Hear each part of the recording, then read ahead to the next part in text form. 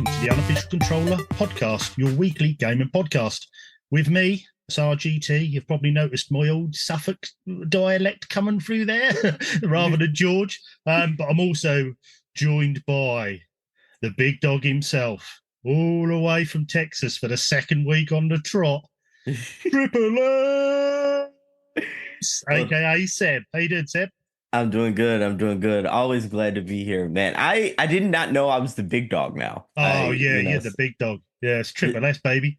This feels like new information now, so I'm loving it. Yeah, enjoy it. Go with it. Okay. All right. How you doing anyway? Keeping okay? I'm doing good. Had a good week? Yeah, it's been good. Here in the States, it's been 4th of July, 4th of July week, so we've been celebrating pretty hard. But before that, though, it's another national holiday, which is my birthday, July 3rd. And everyone gets to stay off in Texas for Triple S's birthday. Oh, yeah, for sure. And, as the nation should, they celebrated my birthday pretty hard. They rung in my birthday with a whole lot of fireworks. Everyone was singing. Everyone was partying. Everyone threw barbecues because of my birthday this year across the nation. So I felt very flattered for that. Yeah, well, even at work, I saw a few people having barbecues, and I said, "Oh, what are you having a barbecue for?" That's Triple S's birthday. Even in the UK, we're still celebrating Triple S, baby. Yeah, I like to hear it. Well, many happy returns anyway for this week, Seb. Well, thank you so much. Is that what y'all say over there? Many happy returns? Yep, many happy returns. That's what we say for your birthday. Yeah, I didn't know that. Yeah, what would you say over there then? Oh, well, happy birthday, or and many more is a phrase, and many more. So many happy returns. That's cool. I like that. Yeah, that's what we tend to say over here. So we'll get straight into it. So we start as what we will normally start with, and ask you what you've been playing. All right. So RTT, I've been playing a mixture of things. So I got a hands-on preview with the Mighty Morphin Power Rangers beat 'em up game that we saw at Summer Game Fest. Do you remember this game? Yeah, I think you mentioned this the other week that you were getting a chance to have a go on this. So yeah, for sure. So I got a little hands-on with that, and it reminds me very much of the Teenage Mutant Ninja Turtles, Shredder's Revenge that we played a couple of years ago. Oh, so is it sort of like a sort of pixelated side-scrolling beat 'em up? Is it or? Exactly. So, okay. Now I'm interested. So it's a lot like that, but then there's also other modes in there, and I didn't get to play all the modes, but there's also other levels to where it becomes almost like a Galaga style level. There's also levels where you're playing as a Megazord, so things kind of change up a little. Well, Megazord, is that the right Power Ranger terminology? Yeah, I think that is when they all fuse into one. So there's their levels where it's a little bit different, where it's almost kind of, I'm not going to say it's quite Rampages, but it kind of has some homages to that Rampage style gameplay. So I'm like, there's so many levels and layers to the gameplay that I feel like is a little more complex and nuanced rather than Shredder's Revenge, which was more like you do the side scroll and beat them up until you get to the boss at the end of the level. And then you have a couple of levels where you have almost like the driving modes where you're still kind of doing a side scroll and beat them up, but you're trying to watch out for other cars and vehicles or other sky mobiles. There's a lot of different genres they've put into this then. Yeah. So yeah, I think it's a little more complex. I think this is a game that's a lot of people are going to appreciate. I don't necessarily know if the longevity of the game is going to be a factor in a lot of people's enjoyment of it overall, because I think this is, I'm here for a good time, not a long time sort of situation. You know what I mean? Yeah. So I mean, I take it you've got this in early access at the moment, have you? Or yeah, it was almost like a preview event. So I was only able to get about 2 hours on it. So yeah, that was a fun experience. I played a little bit. A lot of the games I'm going to tell you about are games that are coming up more so than they are games that are currently out. So Undisputed was the number. You saw that, I think, at the London I had to go Expo. on that. I had to go on that at WASD in London last year. The only disappointing thing, we spoke about this on the show, but the disappointing thing was they had their booth there with a screen set up to play the game, and they had people running the booth, but they would literally just hired helps who were just getting people to punch a punch bag to see who get the highest score. And when we did question them about the game, they didn't have no idea. So Nothing. I was trying to get a few questions, a few things sorted. But anyway, I had to go on the game. Yeah, I was at the time. I mean, although we could only play a match, in a gym. That wasn't in a stadium. It was in a gym. I was impressed with the controls and impressed with the graphics. I thought it was looking to be good. How far it's come along now, I don't know, but I thought it was looking to be a good game. Are you a boxing fan in general? Used to be. I fell away a bit a few years ago. I fell away from boxing a bit, but me and my mate used to always, get the box office events, and watch the likes of Tyson Fury and Anthony Joshua and, all the big fighters. So, yeah, we used to watch a lot of boxing. I don't tend to watch much now, but still for boxing games, I think there's been quite a gulf. I mean, the UFC games seem to have taken over the mantle a bit, since the fight nights and bits and pieces. So, yeah, quite excited for the Undisputed. But, yeah, sorry, I jumped in on you there talking about I was echoing a lot of that same thing. So this is my third time going hands-on with this game, and each time I play, I get a little impressed with a different aspect every time I play it, and I think that's a good thing. The only thing is, it's like I'm a Fight Night fan, though I liked that series before, EA did away with it. So I feel like as a Fight Night fan, this game, it has a steeper learning curve. It feels like feels like you have to forget what you know about older boxing games. It's almost a sim game, isn't it? It's almost realistic sim. Yeah, you have to relearn almost like boxing video games. And so that I like that aspect, but it also is like a learning curve that you kind of can't overcome in an hour preview. So I'm interested. That game's coming out this October, and I really, really want them to nail this because there's no other major realistic boxing games on the horizon, and there hasn't been for a decade at this point. So I want them to nail that. And then another one I want to talk about is another boxing game called Big Boy Boxing. Oh, I haven't heard of this. Big Boy Boxing. Let me give you a sentence preview and you can tell me your impressions on this. It is it is basically Punch Out meets what is that game that a lot of people loved? It has old school cartoon vibes. It's notoriously hard. Not Punch Out. Not Punch Out. No, it's a game that came out semi recently. It is a 2D platformer, but it has like 1920s art style. You know what I'm talking about? It's like it came out for Xbox. Give me 1 second. This is gonna bother me, so give me 1 second, RGT. While I'm thinking of it, it came out around the same time, I believe. It's like Hades and all these other ones. I'll probably know it when you say it, but I can't think at the moment. Yeah, so anyways, it has that old school Steamboat Mickey style art style. Not like Cuphead. Yeah, that's it. Cuphead, yes. Yeah. So it's called Cuphead meets Big Boy Boxing. I mean, Cuphead meets Punch Out. What? So it's that graphic sort of style? Is it the original sort of animation cartoon style? Yes, it is that style. Like you're watching a old school cartoon, and so it's that art style, but it's fused in with a Punch Out visual like mindset to where you're basically a boxer and you're looking upwards towards your opponent and you're trying to dodge them below and then time your punches and all that. It's fun. It is extremely fun. Sounds good. I like it when companies try something a little bit different.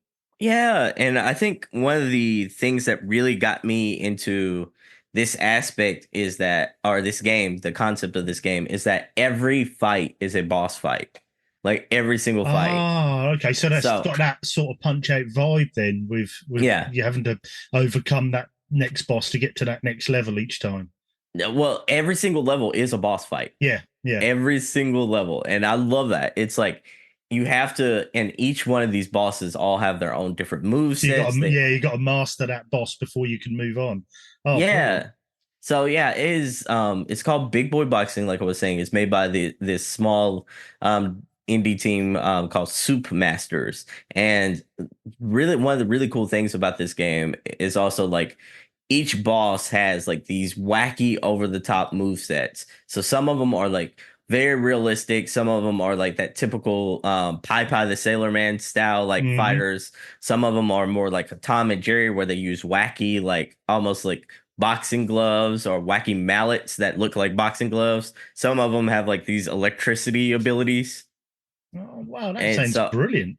oh my goodness, yeah, it is. It is one of the most creative, old school. What was retro is now modern style Hmm. indie games I've played in a very long time, and What's that? What system's that coming out on? I suppose is that coming out on Steam to start with? I suppose is it, and then so everything comes out on Steam now, but nowadays, but like yeah, this is it's starting off on Steam and itch and PCs, and then they said it is projected to make its way to other platforms, specifically Nintendo and PlayStation, I believe, are it what they're sounds trying to perfect for. target. It sounds perfect for a Switch.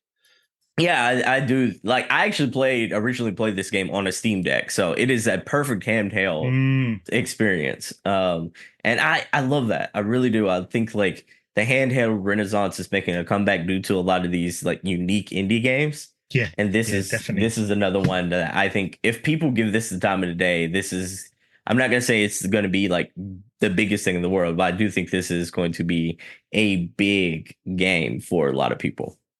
Yeah, it sounds brilliant. Anything else you've been playing, Seb? Yeah, there's one other thing that I wanted to bring up. It's a game called Blood. Do you remember this one? It was at the PlayStation Showcase a while back. It has like a old school Cartoon Network style art style where like and you are basically did you play the South Park games like the Stick of Truth and No, I didn't. Stupid No, I never really yeah, got into the Fractured South Park Butthole? games. Is that Okay. along that sort of lines? Is it? No, it has the South Park it has the South Park esque open worldness of it, where you have like a tailored open world. In South Park, it is their small town, the actual town of South Park. In this, it is like their small town, and you can move freely with everything you do. In South Park, though, like that game is a turn-based RPG, and this one it is a side-scrolling beat 'em up that is an open world where it is made by the same people who made Cartoon Network shows like Ed, Ed and Eddy, the Powerpuff Girls, that Oh, all right. yeah, the Powerpuff Girls, like Johnny Bravo, like they took all those. I think they made Billy and Mandy and Foster's Home for Imaginary Friends and took all that ability and just like you remember the Kena Bridge of Spirits Hmm. game. Yeah. So like it's the same kind of story. They were animators turned into video game developers, and this is another example of that. And they made this side-scrolling beat 'em up game, and this one's actually out. It's out for all platforms, I believe. And you are able to fight vampires because the whole thing is about like Mm, you're a teenager and your whole town is being taken over by vampires. And the charm and the story and the narrative and the way like they tell like these over the top Saturday morning cartoon jokes, but they fuse it in with almost I'm not gonna say risque and adult themes, but there is more mature mm, dialogue that happens in there to where like you can still play this in front of your kids, but it's almost like when you take your kids to see a movie and they have like some nuanced lines of dialogue that your kids aren't they don't know any better, but you kind of mm. get it. You're like, oh, that's funny for an adult. You like that's enjoyable. So I'm like, Blood is exactly that. It has this over the top premise of vampires invading your town like Redfall, except this sort of hits the mark a little bit more. Mm. And it sounds, And and I suppose with their background in television, they're obviously mhm. going to be good at the story side as well. You know, that's how they can portray a story of it because they're used to, writing stories to be shown in a visual form. So yeah, this sounds interesting. So I've so far I've made a note of Blood and Big Boy Boxing. So I'm going to Yeah. check these out. I think. Blood is I think Blood is that perfect 7.5 to 7.9 like if I had Mm, to review it, it's like it's that style of game, but then it's so unique and so creative and so like memorable in a way it sort of feels like it punches above its weight class. so to speak. It's like I don't think this is the best game in the world, but I do think this is like a unique premise with the best animation I've played all year in Mm. any game, and because that's what they're good at. And then they take this side scrolling beat 'em up concept, but they mix it, infuse it in with a open world, and then they have these creative boss fights that are very reminiscent of, think of like a 2D side scrolling beat 'em up version of Hades, to where like, Hades, Okay. Yeah. yes. So is this sort of So roguelike as well, or is this level based or? this is more like, it's not roguelike, it's more Zelda like, to where like Okay. Yeah. 2D Zelda, to where Hmm. like you are in these like in these dungeons and in these areas, and you have a heart-based health system. And Okay. stop me if you heard that before, right?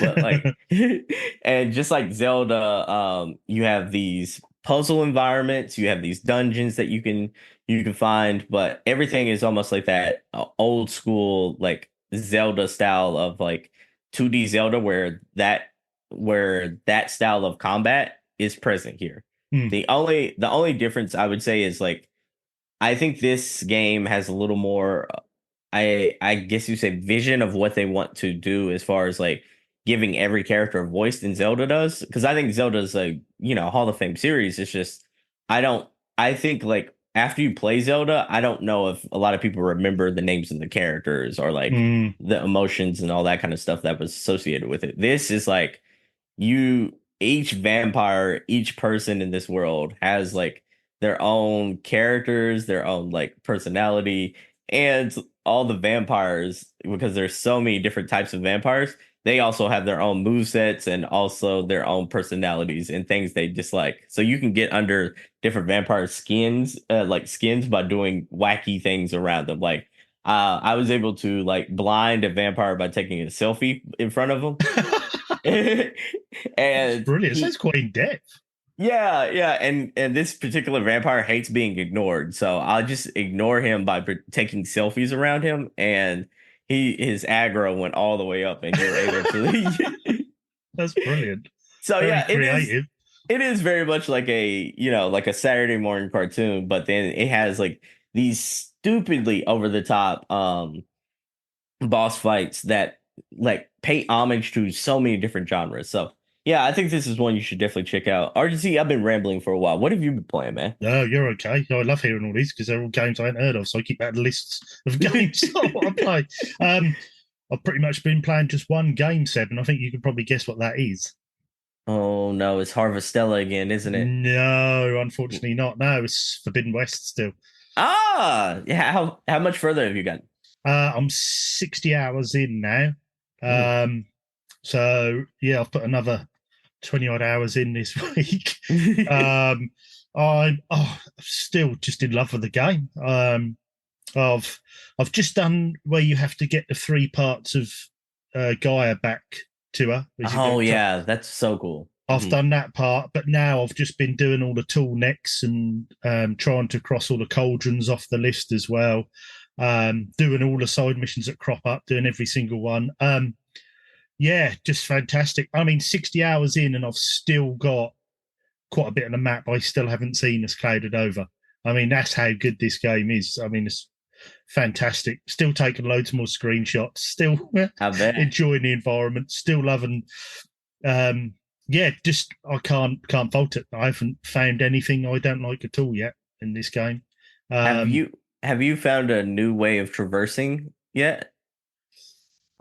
what with the you mean the broken shield you use like a bit of the Breath of the Wild style, or do you Okay, mean? so you found that very early in the game. Have you found another way after that of traversing and getting around in the world yet? No, I believe you can override one of the flying ones, can't you, and fly around that way? Is that what you mean?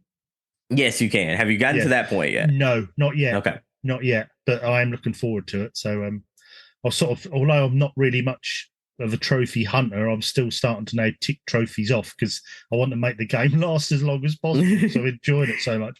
But yes, pretty much all I've played this week. A little bit of the AFC again as usual, but I won't bore you with that. But yeah, pretty much just I'm just just all in on this game until I finish it, I think. So I'm getting to that stage. I don't know if you have the same feeling when you get a really big game like this, loads of hours, open world, really enjoying the whole world, and then it really sucks you in. I'm getting to that stage now. I'm 60 hours in, thinking I probably haven't got too much more left, and I'm now worried about finding something to play afterwards because this game's been so good. I know I'm going to be disappointed with anything after. Do you ever get that? Oh yeah, for sure. Yeah, I'm getting that worry now. I'm thinking, oh, that's why I'm doing every single side mission and every little tool neck and that I can, because I don't want it to end. Stay with us. We'll be right back. Do you like video games, podcasts, and reminiscing? I'm actor, video game writer, and total sweetie pie Connor Savage McCabe, and on each episode of Call Me By Your Game, I sit down with a guest for an intimate look at a special game from their past. Did you and your dad beat Spyro the Dragon over the holidays? Or was Halo 4 the one thing that united your roommates during your senior year of college? Stories like these are what Call Me By Your Game is about. From video game content creator Janet Garcia to Hades voice actor Courtney Vinay's, I interview wonderful comedians and game industry friends about these memories. Check us out wherever you get your podcasts, and maybe someday you'll call me by your game.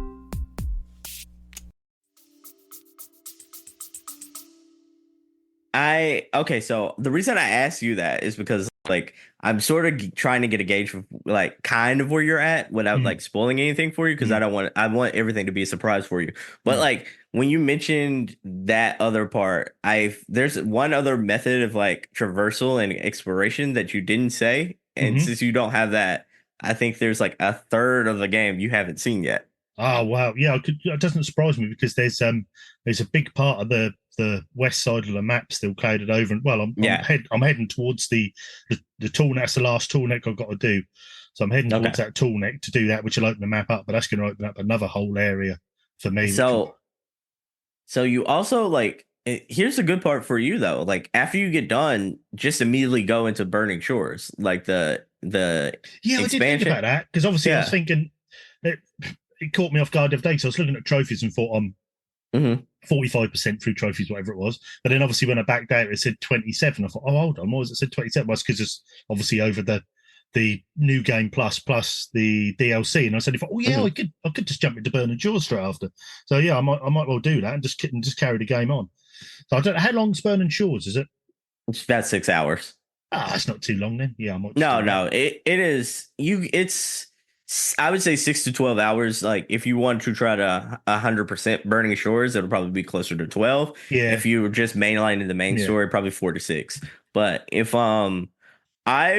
Horizon and Spider-Man are one of the two rare newer IPs, I should say, that I'm always interested in, ready to platinum. Like I'm not a platinum hunter myself, but like those games and the way I get sucked into the world and the way like I get sucked into those style of open world games, and everything feels like it has a rewarding system and it's thought out, versus like we talked about this last time, versus the Ubisoft way of doing things. It's like Ubisoft feels like a chore for me to have to hunt down a rabbit skin and a duck skin, but this one it feels like, the trophies are done smarter and the game is more structured in a way to where I'm like, I don't mind going after these trophies, you know? Yeah. And apart from sort of things like tool neck and cauldrons, which is beneficial for you to do anyway, a lot of the trophies are almost like, well, go and do this because you're going to see this, which is then part of this, and that's all linked in. There's a reason there is those trophies, and I think that's so good because they're almost teasing and helping you to level up, but also you're exploring more of the map, which they've done. But I still say about these, I still think these are some of this is the best game with the best side missions in. The side missions are absolutely epic in this game. I mean, I think it was last week. Must have been Saturday. I finished work on the Saturday, got home and had 4 or 5 hours on the game, and I think most of that time was one side mission that sent me off, which then dropped into another mission while I was there to then carry on to do this and this and this. And it was just this massive epic adventure. You got a load of skill points for it and all that. And I thought that still arched round and was still lore in that as part of the main story. It's all linked in so well.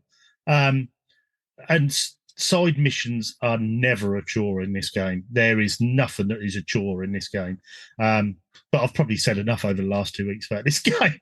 But yeah, still loving it. I'll probably still be playing it next week. I'll probably be God knows how many hours next week. But yeah, absolutely fantastic.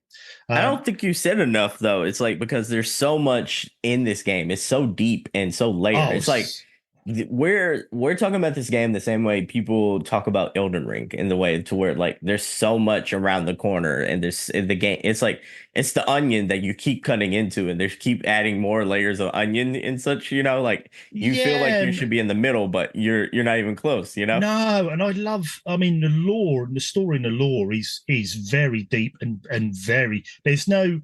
You get some games that try to have a deep lore and a deep story, and once you get, if you really put the hours in, you sometimes think, well, hang on, that doesn't make sense. That doesn't link up. That doesn't, join together. But in this, everything does. Everything's so well paced and lined up. I mean, you get like, is it the Tunuk tribes? And all the different, you've got 3 different versions of those tribes, and that all goes back on their history and how they all evolved and why they split up in different tribes, and the Sky tribe, and you just think that's almost like they've rewritten their own history. It's brilliant, and the depth of it is superb. And that's I think that is the main calling for me, because you want to learn more about these people. You want to learn more about the tribes and their beliefs and religions, and how that religion links into our tech of the past. And yeah, brilliant, absolutely brilliant. Did you play Ghost of Tsushima? I did, but I didn't finish it. But I'm now thinking I should do. I was just about to say, I'm like, that sounds like it should be your next one, man. Well, I can't remember how many hours I put in on PS4. Enjoyed it, but it's one of them where some other games play come out. Play it on PS5, man. Well, yeah, because about 18 months ago, Board had got a PS5, and everyone knows he's my best mate. I popped down to help him set his PS5 up, and he started playing Ghost of Tsushima, the PS5 version. And I was like, wow, this looks good. I'm now wanting to play this again. So, yeah, I think that could be another one to revisit, I think, and jump into afterwards. When you think about it, we say there isn't no games coming out, which there isn't as much AAA, but there is a bit of a back catalogue we can jump back into if there's any we've missed. So, yeah, I think that's the hole we're missing, though. It's like we want games of like we are looking for games from native PlayStation, like first party PlayStation studios, the first party Xbox stuff, and the big boy Nintendo stuff. Because we've gotten Nintendo stuff. It's just it feels like it's their smaller, very niche audience focused Nintendo franchises, like Princess Peach, like that feels like something that's obviously a game made for somebody out there, but it is very much a select audience sort of game. Yeah, definitely. Yeah. Sorry about the bells, everyone. My dog was checking his head this second ago. UCP dog. Yeah.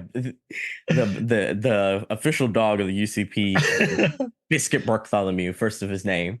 Biscuit needs a UCP t-shirt. We'll have to make it happen. Or UCP muscle vest. Right, well, that draws us into this week's news. We've scoured the very darkest regions of the internet to bring you the latest stories.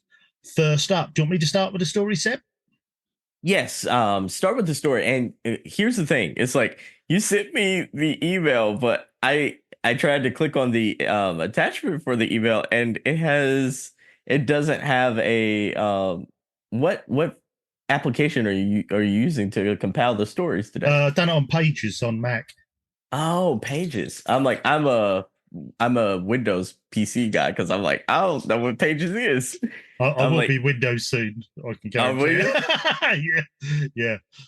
If not, I can read them. So then we can discuss. So, all right, sounds good. Thank you so much. That's all right, no problem. Horizon Zero Dawn TV adaptation in a sticky spot.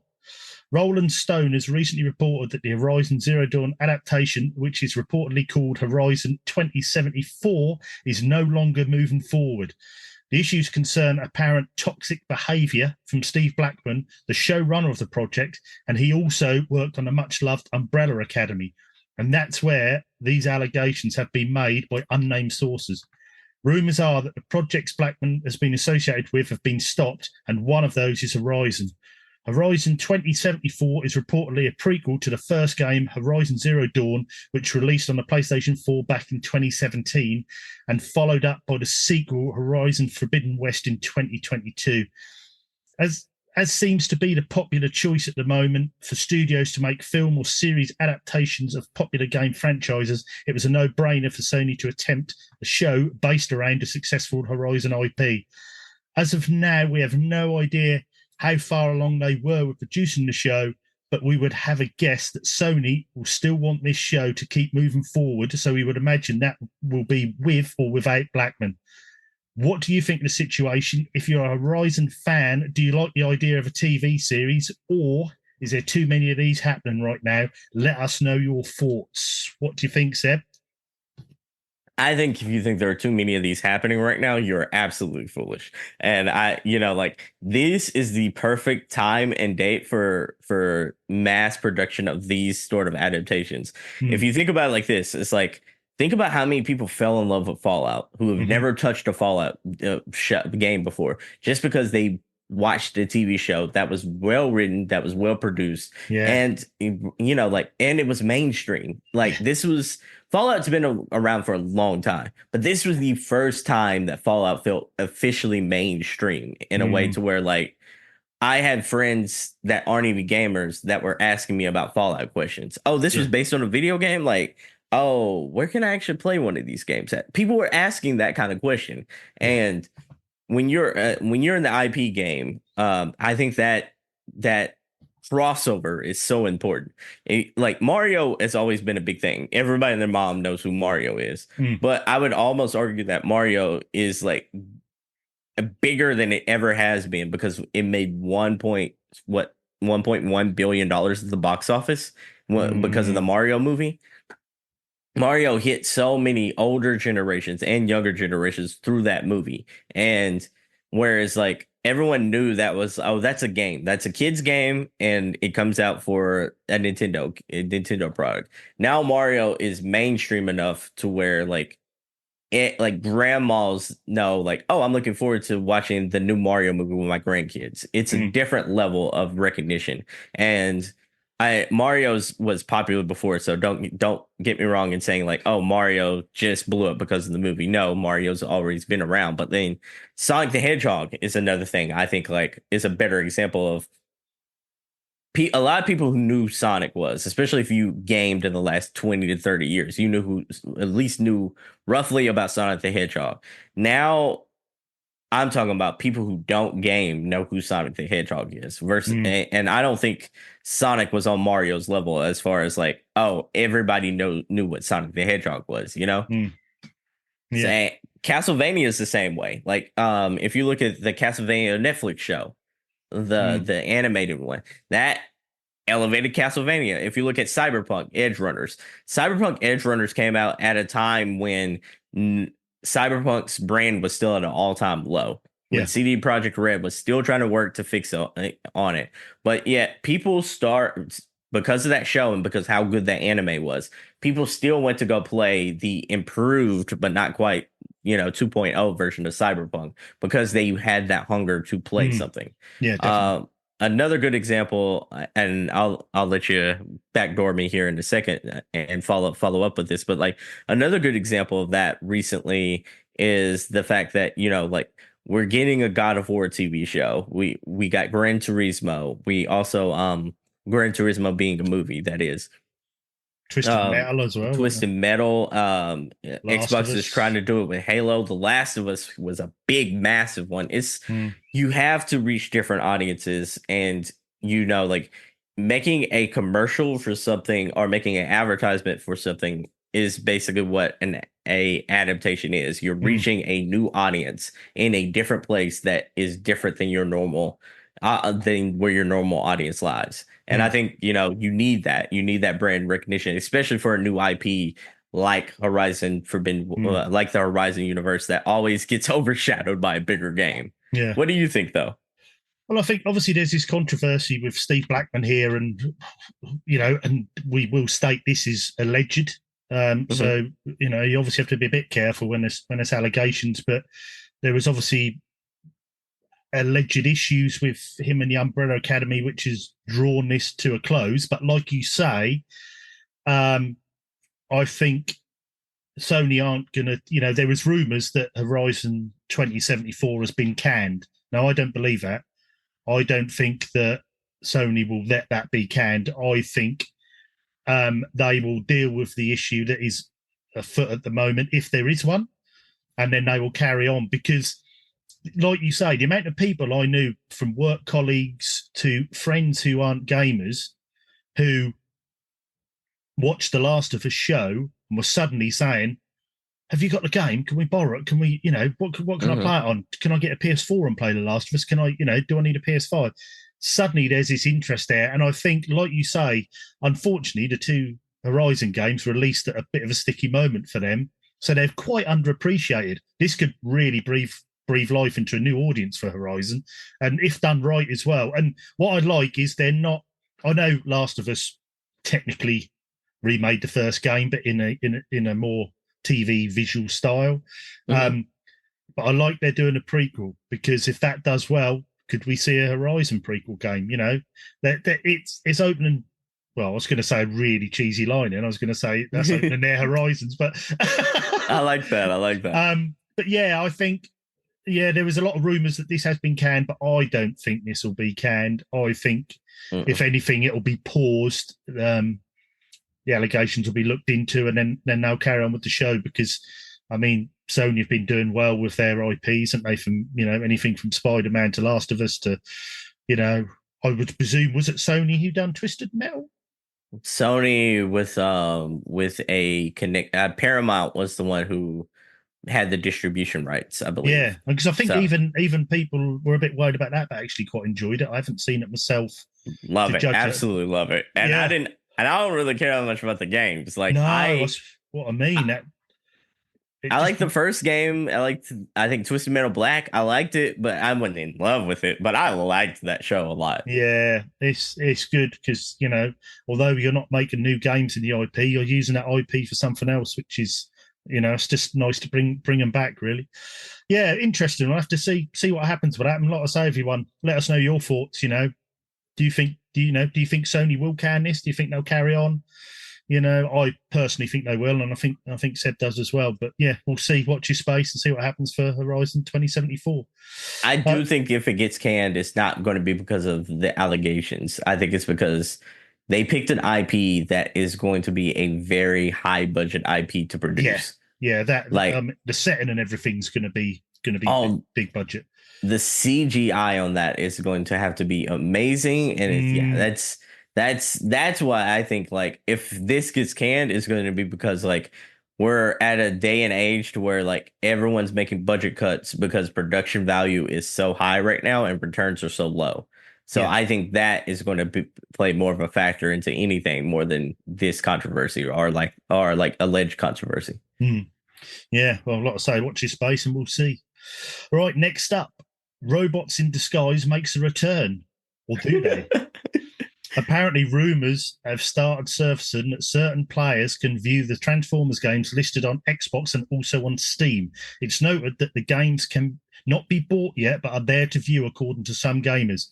The apparent listings on Xbox include Transformers Fall of Cybertron, Transformers Rise of the Dark Spark, Transformers Devastation, plus on Steam, you might be lucky enough to also see the original War of Cybertron. Does this mean Activision is reintroducing the old games again, or could there be a new game on the horizon, hence why they're introducing them? Or simply internet rumours that got out of hand? Are you a Transformers fan? Would you revisit the older titles, or are you hoping for a new game in the series? What do you think, Seb? Would you play these again if they came up on Xbox and Steam? Absolutely not. But it's not. Absolutely You're not a man for going backwards, are you?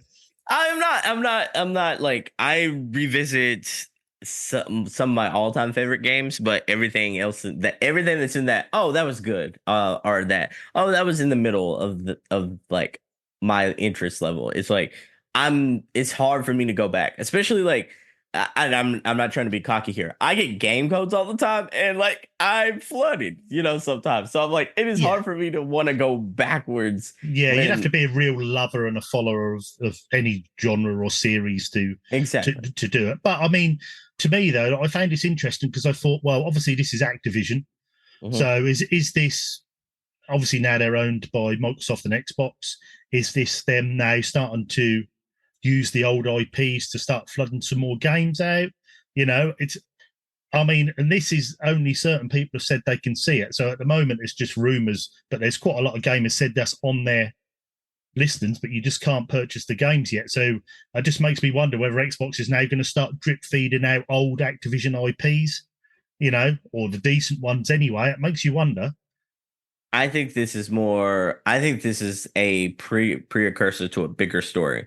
I think this is them drip feeding it out to Steam. I think is a big deal because I do think money rules everything around us. But I think this is, are they getting ready for them to launch the back catalog of Activision on Game Pass? Yeah. I did think of that as well because I started thinking, well, was this just a Transformers thing? Or is this them just letting a few people see, let's just see what the interest is, and then maybe there will be an Activision back catalogue on Games Pass. And also with all the rumours of them wanting Steam, which I don't think is going to happen, it just seems... I don't either. No, I think they will obviously maybe even put a few games which weren't on PC now onto PC on Steam to make some money, because there'll be a lot of first-time players of those games. Like you're saying, money talks, and they paid a lot of money for Activision, so it's time to start getting a bit back. I just found it interesting because I thought that seemed an odd choice and odd games from the Activision back catalogue to suddenly be if it is true, to be put on to Xbox and on Steam. But like you say, there could be an Activision back catalogue coming here, I think. Do you think they'll add that on, and then do you think Games Pass would go up in price? I was just about to say that, legitimately just about to say that. I think the reception and the I guess you say the attitude towards Xbox has been so up and down, inconsistent lately. It's just, I feel like they're trying to get all their ducks in a row before giving us more bad news, because this has been a year where Xbox is, every time they get momentum, they step on a rake, so to speak. Yeah, and they do. They step on the rake. Yeah, and it's it's that thing to where I'm like, oh, we had a developer showcase. Oh, we're laying off a whole bunch of people. Oh, we're starting to gain momentum and get traction. Oh, we're basically going to can our only game that was nominated for any awards lately, and that was Tango Gameworks for Hi-Fi Rush. So I'm like, it is, every time they get momentum, it's something seizes it, and it's their actions, their own doing. And I'm like, I think they're trying to get all their ducks in a row before saying, hey, here's all the Activision back catalog, and also I would probably say a $3 price increase. And I think, people always compare Games Pass to Netflix. And like I've said to people before, Netflix has gone up substantially since that came out. So I think for Games Pass, for day and date AAA games, there's going to have to be an increase, I think, unfortunately. And especially if they're going to be adding on Activision back catalogs and bits and pieces, you can see it coming. I think. But yeah, I'd be interested to keep an eye on that. And just, if you're out there and you're a Games Pass user, or you're on Steam, keep a check on there. See if there's any rogue Transformers games appearing in your library. A few people have, I don't know if it's a regional thing, so I know a few people have searched and can't find it, but other regions have. So yeah, worth keeping an eye out for them, and see what happens. The crazy thing is they have a cache of IPs that they're just sitting on right now. And World of Warcraft, for instance, it's still super huge, and they own World of Warcraft now. I'm like, port that thing over to consoles, man. Figure out a way to put World of Warcraft, because essentially it's a very similar style to Diablo, right? To where Diablo was a PC game that they were able to figure out how the controls worked for consoles. And now that is almost seen as a console game now, right? I mean, people buy PCs just to play World of Warcraft. Yeah, I'm like, do that same I mean, thing though. the people have been playing that game for years. They even made a TV show based on people who played World of Warcraft in this country, and it was called Dead Pixels. Fantastic comedy show about people so obsessed. They couldn't call it World of Warcraft, but that's what they were playing, and they were so obsessed with it, it had taken over their lives. And yeah, these people play every day, hours on end. I mean, if you could port that onto the Series X and Series S, you could probably shift a few consoles for people wanting to play that. I'm telling you, I'm like, they have so many easy wins that I don't think I know that's not like, I'm not a game developer. I know that actually takes money because you're actually paying people to port all that stuff, but it's a massive win. And I think like you have so many of those like small but mighty massive wins that they have up their sleeve but they don't quite utilize it in a way that almost makes sense. It's almost like you have it right there, but you're not taking full advantage of it. It's almost like they're not quite sure what to do with it all at the moment. It seems like they bought so much, especially with Activision being as big as they have in the back catalogue. They're probably thinking, right, what do we do with all this? You know, but yeah, interesting. We'll see. Yeah, right, we'll see. Final bit of news. This one just for you, because I know this is your favourite console, Seb, and you're a big collector of this console. Okay. The final nail in the Wii U coffin. Oh, no. Yeah. Nintendo has just announced that it's finally ending its repair service for the struggling Wii U. Nintendo states that it's run out of replacement parts for the system, hence the decision to end repairs. The console had a very staggered launch back in 2012 and struggled to hit any significant sales figures and is still widely regarded as a flop. The main issue with the Wii U was the marketing of the system. We still speak to people today that think the system was just an add-on for the Wii and don't even know it was a standalone console. But when you look back now, it was an early stepping stone for the gaming juggernaut, which is the Switch. Also, although many Wii U titles were ported to the Switch, there still remains a couple of games as of writing which are locked to the system, which is Xenoblade Chronicles X and Star Fox Zero. We don't think too many people will be crying out for a Star Fox Zero port, but there is definitely RPG community love for the Xenoblade Chronicles X game. We think the Wii U is definitely a love or hate machine, but from a business standpoint, repairing and supporting a system with so many few sales figures was always going to come to an end, but surprisingly lasted longer than many expected, probably due to the sheer number of spare parts that they had because of the poor sales of the system. Are you a Wii U owner, collector? Are you worried about your Wii U finally going to the tech graveyard in the sky, or do you just see it as a flop of a console you couldn't care less about? Let us know your thoughts. Well, it surprised me because I didn't even know they were still repairing, he said. I didn't either. I absolutely did not. And the only reason not to say I think they probably were still repairing them is because for actual sales to what probably spare parts they had for their repair service, it's probably lasted them years because no one bought one. Yeah. But, I'm a bit partial to the Wii U. I didn't buy it on launch. I had no interest on launch, but I bought one a few years ago now as part of my collection and played some good games. And I like the idea of the system. It's pity the gamepad doesn't go more than about 3 meters away from the system, but you can see where the DNA came for the Switch. But yeah, I do like the system. There's not a lot of games for it, but it's a bit of that sort of a niche console. It goes on the premise of Nintendo having one good system, one bad system, because they've now come out with a Switch, which has absolutely destroyed it. But yeah, when I read this just surprised me because I just couldn't believe that they still had a repair service for this. I'm very surprised that they didn't make this.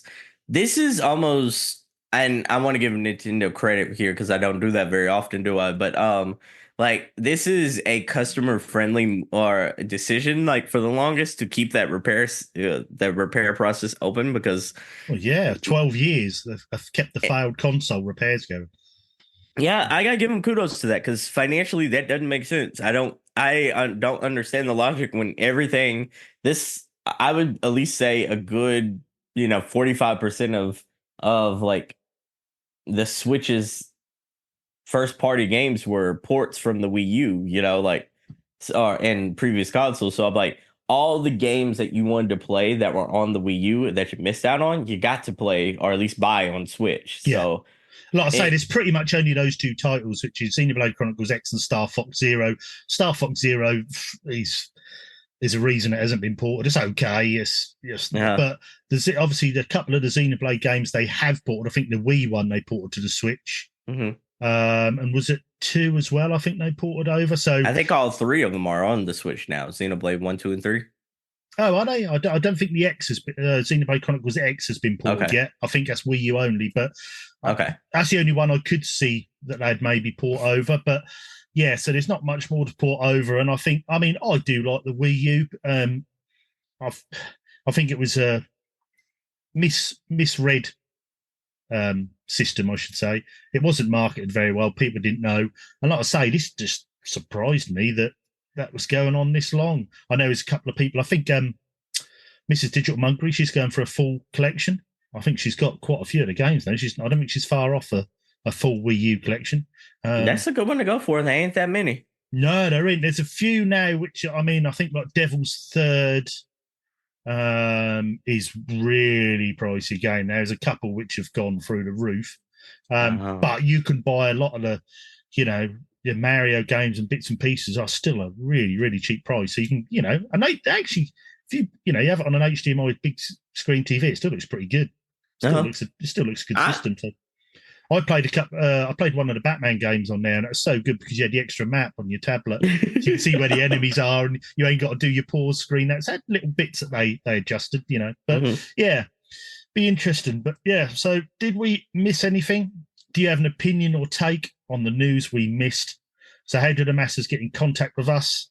Well, you've got questions at unofficialcontrollerpodcast.com, or you can DM us on Instagram or Twitter, or even jump on to, I say Twitter, I should probably say X now, but I don't know if people even call it X. But yeah, you can also jump on our Discord. We've got a community correction section on there. So if we're wrong or you got any views on the bits and pieces we said, get chatting on there and jump in. Right, we'll move on to the main part of the show, which is, this is your idea actually, Seb. Gaming regrets. These are going to be our gaming regrets. Yeah, and the crazy thing is like I thought about this a long time ago, like about 6 months ago, about doing this topic with you and George, because specifically I thought about George because I'm sure that man has so many gaming regrets because he has foolishly supported these PlayStation VR 1 and 2. Oh, hardcore, yeah. Yeah, so I'm like, that's got to be a regret. It's like you bought something and then went back to your ex after she said she changed and she was exactly the same. And she was exactly the same. I'm a different person now. I'm a different person, man. Come back to me. I'm just more expensive. Exactly. You just got to buy me a little bit more stuff this time around. Yeah. And George was probably and I'll give you less back in return. Exactly. And George is like, she said she changed. And she's gonna allow me to buy that kayak experience. And the kayak is all you'll get. Yeah, that's exactly it. So I was like, so when I came up with this concept, I was thinking more along the lines of that. But because you're a retro collector, so I think this is an interesting topic, considering that as a collector, you almost can, I guess you could say, you can almost rationalize any purchase you make in video games by saying, well, it's a part of a collection. But it's interesting because I'm like, some of these things are expensive. Gaming could be an expensive hobby. So do you have like a list, or like, what's the first thing you think of when I say like, this is your video game regret, like your purchasing regret? I've got a list of things. I mean, I've covered things from genres or things I hadn't done or things I'd wish I'd have got into. I've sort of covered different things. From purchasing wise, this sort of comes up with one on my list, which was, I had a few, I'm trying to think of it, I can't remember the name myself, but I had a few systems and games back in the day that at the time I wasn't a collector that just got traded in for other systems, and I've either had to buy them back at a very extortionate price nowadays or try and source them, or I haven't got them back. And I know in life we're all different as you go through life and you go through different stages in life. Yeah, for sure. And obviously that wasn't really a thing then, collecting. You didn't keep, and I went through little stages of having like 20 games for a system, and my friend would say, you ought to trade them in, then you ain't got to pay for another game, because by the time you traded all them in, that'll cover the cost of the next game. Oh yeah, I'll do. I started doing the trade-ins. Yeah. Obviously before all digital and that come along, I started doing the trade-ins, and then I look back now and think what I did trade in and what prices we got for those trade-ins. And you're thinking, oh, that was rough. Like 50p for Metal Gear Solid on PS1 and things like that. And you're like, even now it's only a 25, 30 pound game, but it's still, if you've got 5 or 6 games like that you've traded in, you're now looking 120, 130 bucks to get them back, which you got about $5 for originally. Yeah. So it's things like that I regret along the way, but yeah, it's hard because obviously you change in life, so you're not into that at the time. You can't see into the future what you're going to like, So it's the same with most things in life. And people who have had classic cars back in the day and then want to repurchase them later in life, you have those regrets like that. But anything with you along them lines, purchasing or not purchasing? Okay. I'm going to preface this by saying I think this is an absolutely fantastic game. For a lot of people, this was the game of the generation so far. But I fully regret buying Elden Ring, man. Like, I fully regret spending money. Well, I remember when you got Elden Ring, and I remember you saying you put quite a few hours into that game. I mean, was it 50, 60 hours did you put in that game? Yeah. I'm like, I legitimately put about 50 hours into that. But then the last couple of shows when that's cropped up before, I'm starting to think that you might not have been that fond of Elden Ring. Yeah, it's one of those things to where I'm like, Elden Ring is a game that I put hours into, and you say like, hey, you played 50 hours of this game, you got your money's worth. It's the thing of like, I never enjoyed any part of it though. It's like I was always chasing the hype dragon of like, I'm always interested in the human psyche of like, why are people interested into blank, or why are like the masses in general interested in this experience, and why is this experience connecting with all these people? Why is it resonating with them? And so like Elden Ring is a really interesting experience for me, as far as like I have FOMO sometimes, fear of missing out, and like it is one of those things to where I'm like, I'm gonna play as a wizard. I'm gonna start this game over and play as a magic build. Oh, this time I'm gonna play as this like dexterous blood build. And it's never the fact that the gameplay isn't crisp and, like fluid and have that crunch to it. All of that is there. It's just I can never get into that narrative, that the way they tell a story, the way is ambiguous on where you need to go next, that this is like the world, but we haven't established any necessarily like rules about like how the way this world works, It's like, we have lore here, but you have to kind of find the lore, and you have to kind of infer what you think the story is trying to tell you in these circumstances. So it's like and even then, when Shadow of Erdtree, the huge expansion came out this year, I thought about, like really diving back in and playing a lot more of it and seeing if it clicks this time. But I'm like, I've gotten to the point in my head to where I'm asking myself, I'm like, it hasn't clicked 4 times. It's me. It's just not me. It's just not. So am I right in thinking you're a bit like me? You're not a From Software kind of guy? Oh, no, I'm not. No, I'm not. Me neither. I've never. And it's not. I mean, when I've spoke to people that have in the past that have played all these games, completed these games, have you played these? And I'm like, I'm not really. Oh, you're scared. No, I'm not scared of them. I'm more of a story guy. I like an in-depth story. Doesn't have to be open world. I mean, I love me Uncharted and stuff, which is a linear experience. Uncharted 4 is a bit more open in little mini maps, but it was that as long I like that story. I like the that AAA quality. Not saying From Software isn't, but they're I find it the obtuse games I don't know if I can put into, and then with the combat, you've got to be on it. With the combat, you've got to learn the routines, and you have got to be on it with that combat. And I just think sometimes, with Horizon, although Horizon has brilliant combat as well, which you have to learn the robots and the machines and what they do, but I can sit back and enjoy that world and play the game. I always feel that with a From Software game, I'm on the edge of the seat trying to think, right, this boss, I do this, then I carry on to the, and I find, I don't find, remember, well, I say I don't find, I wouldn't imagine them being a relaxing experience. So that's always kind of put me off, if you know what I mean. I don't think they're supposed to be relaxing. It's more supposed to be like that feeling of accomplishment. It's that dopamine feeling of like, oh, I broke through. I broke through the hardest hurdle. It's that, oh, I got good enough to where like I was able to accomplish all that. But like I want my accomplishments to mean something where it's like to really resonate with me as a person and resonate with like the characters of the world, and I want to experience all that together. It's like The Last of Us, for instance. Like when I beat the first time you beat, like, was that Bloater in the gym? Yeah. That I felt that sense of accomplishment, but it also meant a lot because like of the context of the story around me.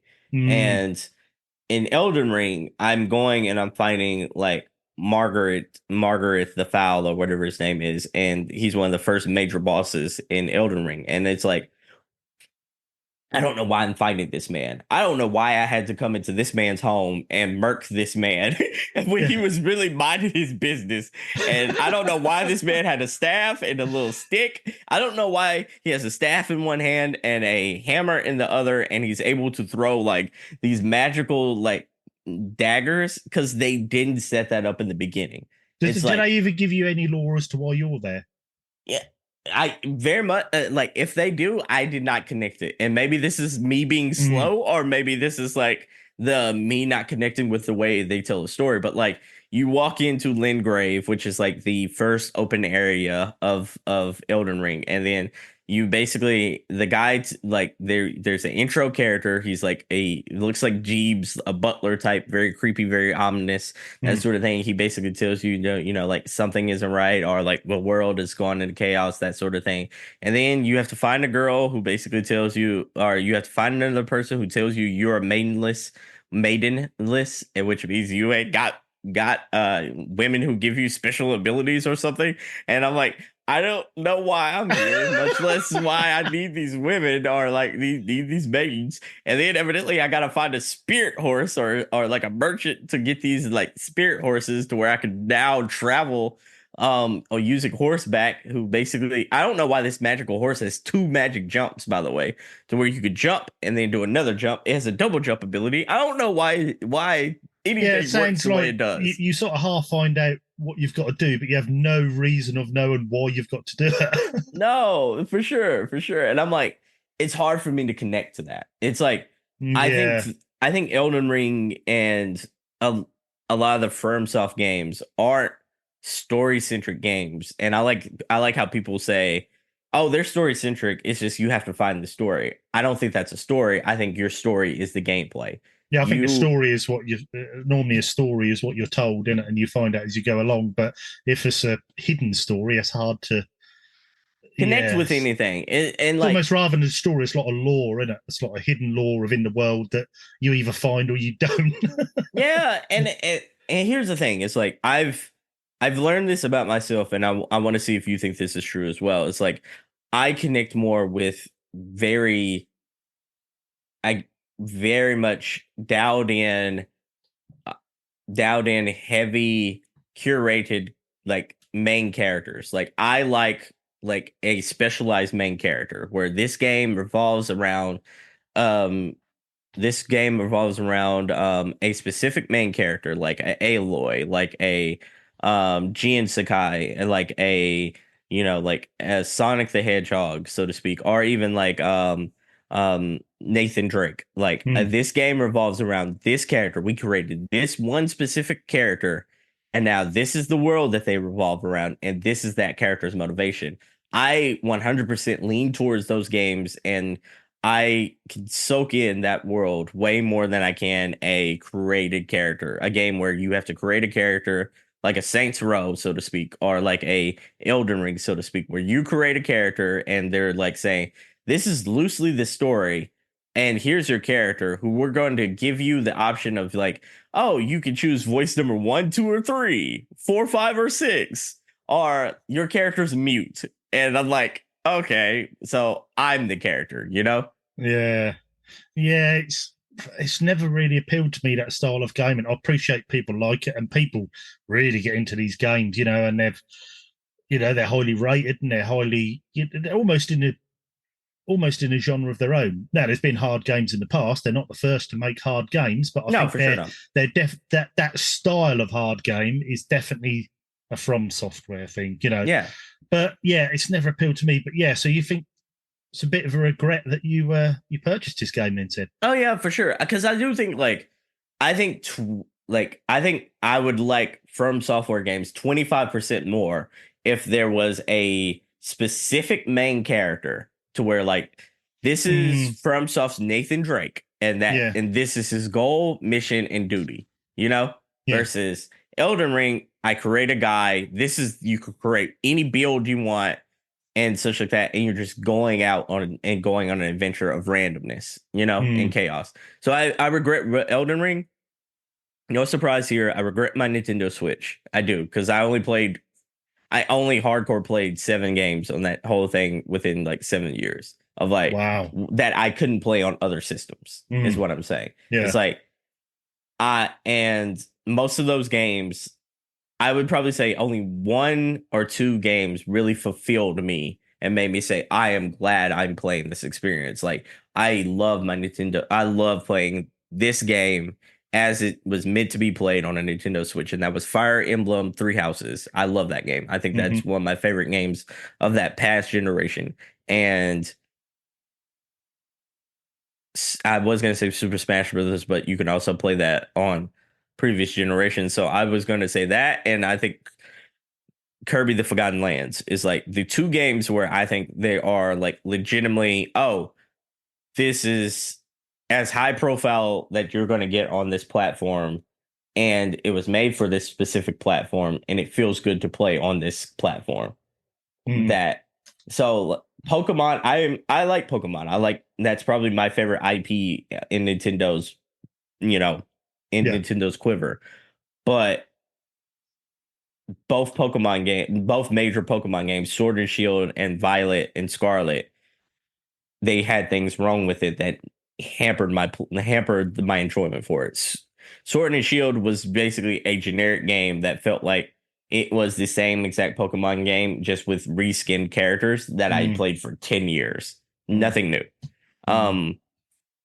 Scarlet and Violet felt like it was finally a entry step into the open world Pokemon game that a lot of us wanted. That 3D open world, go anywhere at any time. These are the characters. This is the brand new world with a brand new place to do and such like that. That felt like that, except it ran like old SERP. And, it had all those things wrong with it. It was buggy. It ran like old SERP. And then, so it was just Fire Emblem 3 Houses for me, and then Kirby and the Forgotten Lands. And outside of that, I played all my other games on other consoles. Yeah, I can understand that. Yeah, definitely. I got to experience Breath of the Wild and Tears of the Kingdom and Mario Odyssey and Tropical Freeze, which is also a Wii U game though. But I got to experience those. Mario Kart 8 was a port that they never stopped making tracks for if you're a Nintendo Switch Online user. Yeah. And then Super Smash Brothers was a port, which is basically a combination of everything that came before it and 6 expansion characters, or 8 expansion characters. It's I wanted experiences from the Switch that made me go, man, I'm so glad I invested into that ecosystem. And for me personally, where the games that I couldn't play on other platforms, I didn't really receive that feeling from. Yeah, I can see that. I can understand it's that. weird. I know I complain about Nintendo a lot, but that's kind of why. No, yeah, I can understand that. I think the next one for me is, I don't know if this will apply to you because you're pretty open with your genres. You pretty much play anything from sports to RPGs to anything. But for me, I wish back in the day I would have got more into JRPGs. Woo! I always feel there's a big gulf there, and I know Bobby, one of our co-hosts, he's not into JRPGs, and I think it was more that when back in the day, especially Mega Drive, Super Nintendo, and even into the PS1, my friends never played them, so I was never really introduced to them. Your Fantasy Stars or E's, or when you then get onto your Final Fantasies. But I look back now and I see when I watch YouTube videos of like Happy Console Gamer, old Johnny, and his love for Final Fantasies and his JRPGs he's played throughout time. He done a video the other day, his top 50 RPGs, and I just think, I wish I'd have got into them because I feel I've missed out on so many big open stories that I would have really enjoyed. I mean, and me starting to try and have a go at the Final Fantasy VII remake. Mm-hmm. Even though it's the remake, I wish I'd have played the original, but you can see why back in the day people were just in love with this world and the game. And I just feel like I was a bit too narrow-minded of what I played back in the day. Maybe I wasn't as hardcore gamer enough to really diversify in what I was playing. I was sports games, GTAs, I was a bit mainline. I didn't even try them, and I just wish I had done, because like I say, I feel I've missed out on so many epic adventures. But with my collection, I'm hoping to just to spark something. I mean, and I know I always go on about Harvestella, but that was the closest I'd probably ever come to a JRPG, although it's more. Oh, really? Yeah, that's about the most hardcore JRPG I've played, but I absolutely loved it. And then that starts to click, that you see the passion and the build and the story and the lore they writ. And back in the PS1 days, you think the Final Fantasy, 7 and 8 and 9. I mean, these were huge games for the system, big in-depth stories. And I just think, maybe I should have got into those more. And then you had your Star Oceans and what else was there? Chrono Triggers and bits and pieces. I wish I'd have played them, put it that way. Is there any genres you wish you'd have got into more? Or, because I mean, you're pretty good, because like I say, you play most genres. I don't think there's probably any. I mean, like you say, from software games to like I say, Souls-like games to JRPGs to sports titles. You've pretty much played most of them, haven't you, Seb?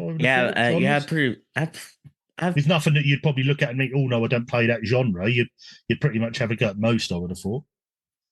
Okay, so video game regret genres specifically, I would probably say I didn't play enough Nintendo games growing up. Whereas a lot I can of relate to that too. I didn't either. Mine's more sort of later in life that I've played in Nintendo games due to collecting, but I was more down the Sega route. But yeah, because I bash Nintendo on the show sometimes, but I do think Nintendo has this incredible energy and incredible ability to really play at people's nostalgia and capture.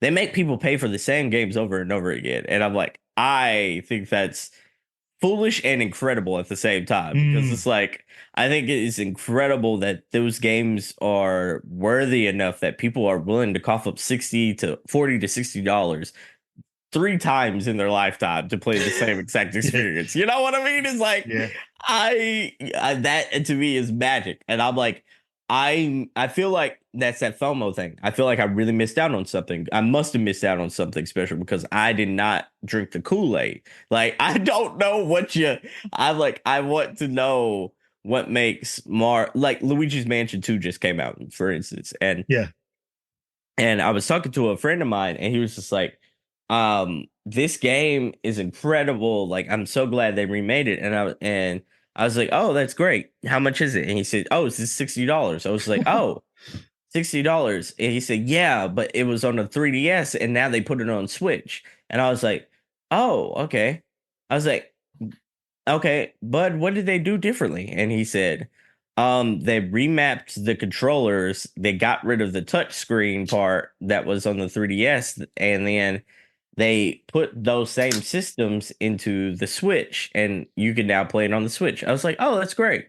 And so I was fiddling around on the Steam Deck, and allegedly, I tried doing the same thing on my Steam Deck. And I did the same thing allegedly on my Steam Deck in 15 minutes, to where I basically remapped all the 3DS functionality and just remapped those into existing buttons. So a touchscreen, but a touchscreen mechanic was a RB, LB, that type of button, right? So I allegedly remapped that, and I was able to play Luigi's Mansion 2 for the first time. For the first time, and it took me 15 minutes to do that, and they charged him $60. And I asked him, I was just like, okay, so am I missing something? Did they do something else? He was like, oh, they improved the art style a bit. And I looked at it, and there was noticeable improvements, but he paid 60. But I said, okay, so remapped it, check. Then they improved the art style, check. And he said, yeah. I was like, is there any other improvements? Did they add any other DLC? Did they add any expansions to this? He said, no, it's pretty much the same exact game, except a little bit more streamlined as far as like they do have a couple of more mechanics from Luigi's Mansion 3 in there, but then it still feels like Luigi's Mansion 1. And I was like, oh, okay. So it's relatively the same game, except the 3DS controls were remapped to work for a modern day console and without a touchscreen being involved. And you were able to take all that and also have improved graphics. I was like, improved art style.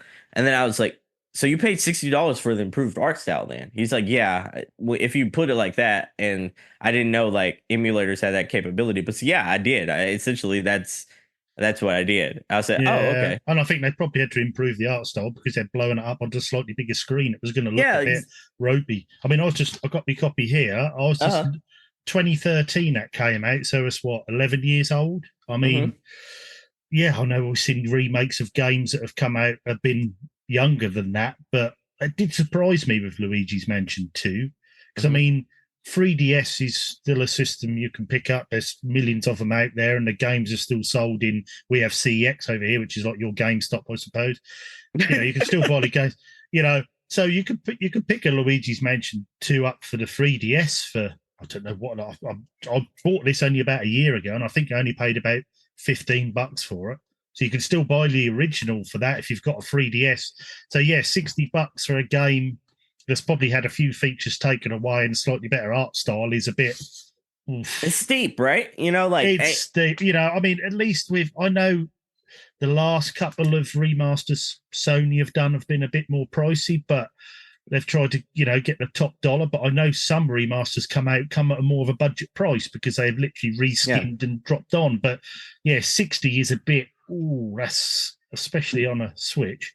But I mean, to counterpoint that, on this last go around with The Last of Us 2, they remastered or remade a lot of mechanics. Remastered, I think, is a more apropos term for this one. And then they, if you had the game existingly, they only charge you $10 for the improvements. Oh, that's true. Yeah, that is true. Yeah, that's fair enough. Yeah. So I think that'd be a fair thing. But like, well, I'll tell you what I could do. I could send this picture like this. Of me to Nintendo, and then they might let me have the new HD version for $10. Yeah, and we live in an online ecosystem now to where like if all the Nintendo systems going forward are tied to that same account, like just like PlayStation, there should be no reason why a port, so to speak, shouldn't be like $20. Yeah, because like they can verify, especially if you owned it beforehand, like. And I'm not saying like, so like if going forward, the rules should be like, they should look, and if you have any of those games digitally or physically, like you should be able to put the disc in there physically. It reads that disc, and then you should be like, oh, you own this game.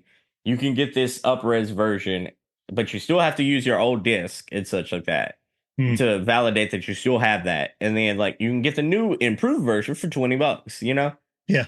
Yeah, I think that's a fair way of doing things. Yeah, definitely. I think so. And I also think, I know you do quite well off Nintendo Online. If you join that, you get quite a few of your games, and that's quite cheap for what it is. But I always think that'd be nice if they're doing remasters to give you a discount if you're an online member.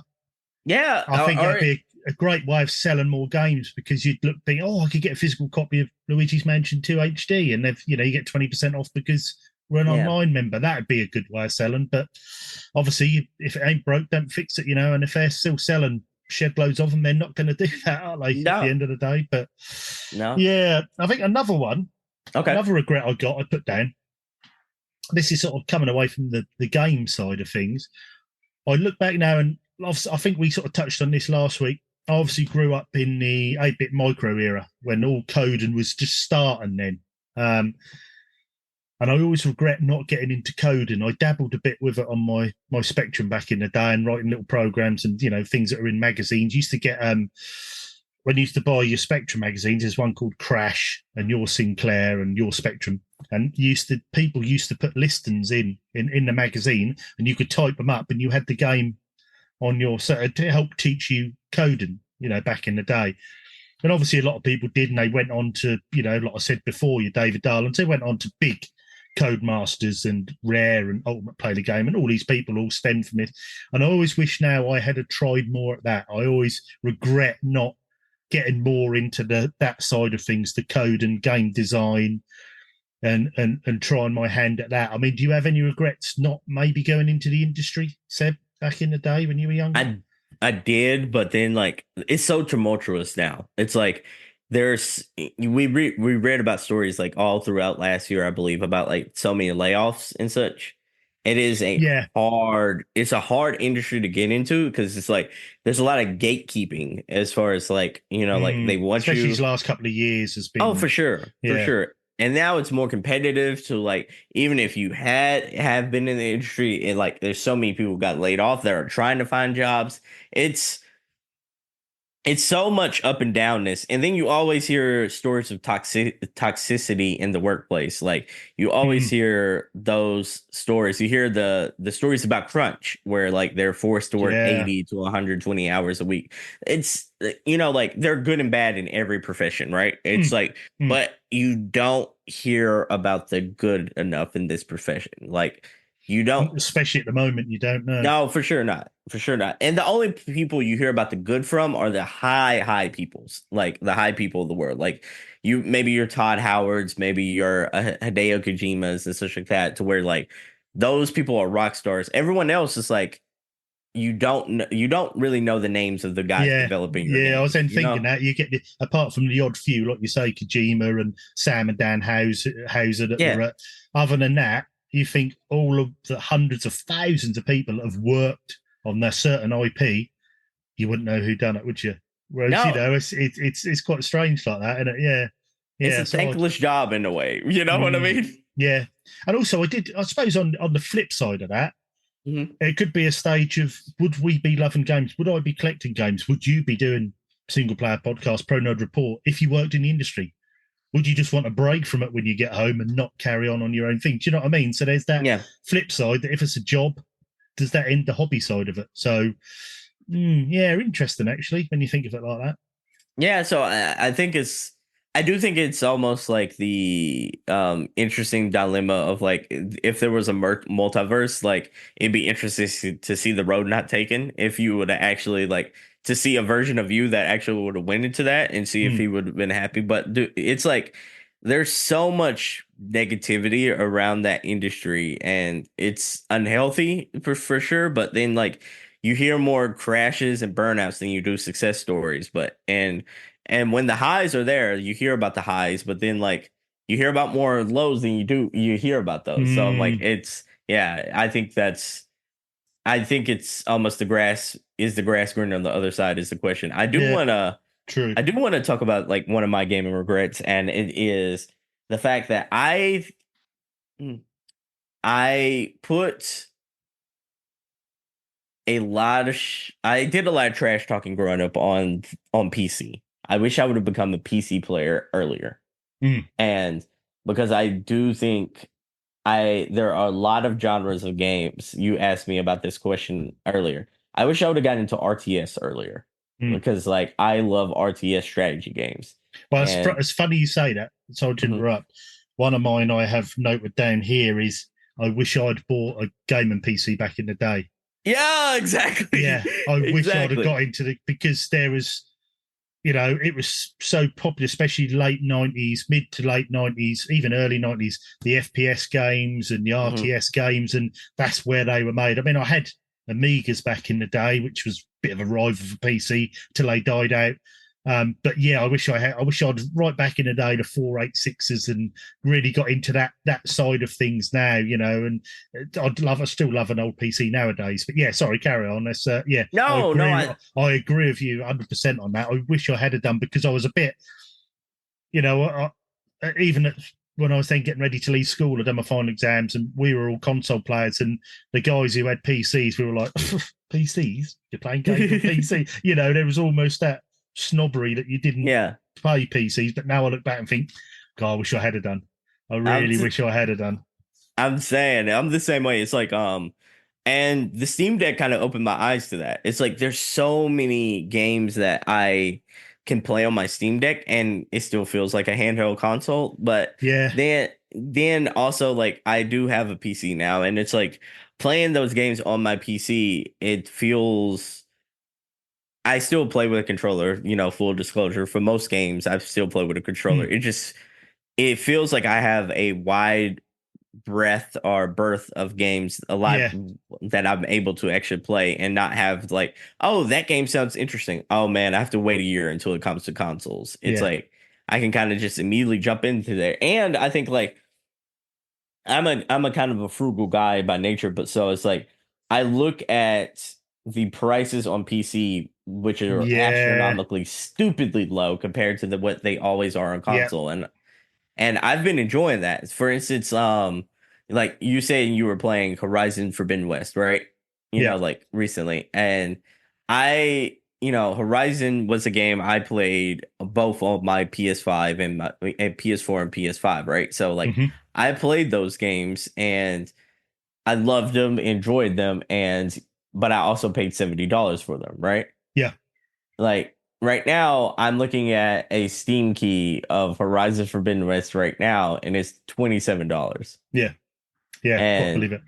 It's, I mean, my daughter's she uses game. She's got a game PC, and we got it for her a few years ago. Wasn't one I built. I haven't got the skills to build one. I got a pre-built one. Only mid-range, nothing. Not mid-range plays a lot of things now. Yeah, but I mean, she wouldn't be without it, and it's just that whole thing that. She was originally, when she was younger, she was Xbox 360, she was PS3, then she went to PS4, and she really wanted a PC. Can I get a PC? So we saved up and got her one for Christmas one year. And it's just that whole setup now. She's saved up and bought herself a really nice PC desk. She's bought herself a really nice PC gaming chair. But it's also, she can use that for anything. She can use it for talking to her mates on Discord. It's that PC is the whole lot. You don't need your separate bits and pieces. And not only that, it's a pretty cool setup. I know everyone has RGB lighting and all that, but it looks really cool. She's got the lights on her, and she's got light up keyboard and headset, and she plays on it every day. She plays it every night and has done for it might even be 3 years old now. And I sometimes look at that, and then she's just strutting steam. I'll hear a screamer from her bedroom, and I think, well, that ain't Minecraft. I'm playing Phasmophobia or whatever it's called. I'm playing that with my friends, and then she's on something else, and it just seems you've got an open scope. You're not locked into, one system. There's a lot there to play, and your gaming world's your oyster a bit on PCs, and even a lot of the modern ones, but especially back in the day, I wish I'd have got into PCs. Definitely. It's I mean, if you're going big time on, you want the big graphics cards and all the rest of it, yes, it's expensive, but then like you say, a mid-range PC will run most things. Oh, for sure. I mean, let me ask you a question. Like, I don't mean this to be condescending or anything towards one ecosystem or another. I'm generally curious. All right, give me 1 second. Yep. Yeah, no problem. Seb is now rearranging his studio. All right, sorry about that. I really am curious. Do you regret buying your Xbox? Because you did my Series X. Yeah, your Xbox Series X. Yes, I do. Yeah. Yeah. Is it because of the ecosystem, or is it because of the first party games? It's in some ways it's been beneficial to me because I've been playing. I've been going back for the Halo, so it's been nice to get into those with the backwards, compatibility. That's been good. I found Games Pass. I don't know if there was enough on there for me. It would have been when games are day and date. There hasn't been a lot of day and date games dropped on there. So yeah, I wish now I'd have took your advice, and I wish I'd have bought a Steam Deck. I think you would have loved it, just because like we were talking about the libraries and such like that. That's why I want. I wasn't trying to push the Steam Deck initiative or anything like that. I was just curious because like you bought one, and I was like, I wonder, do you feel like if you were rewarded for your purchase, if you felt rewarded for your purchase, that is. Not at the moment. I don't know. Not at all. I would, my apart from the retro side, put that to one side. That's sort of a separate thing. I dive in and out of all different consoles. But of the current gen, I've got a PS5, which I bought day one. I've got.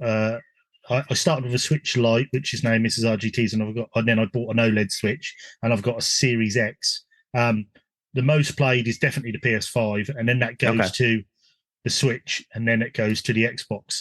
The Xbox I've owned for about 14 months, I would imagine now, 12 to 14 months, and I've played Forza Horizon 5, the Halo games, and I think I dipped me toe in a little bit of, I didn't play for long, but Hi-Fi Rush, and that is all I've played on the system.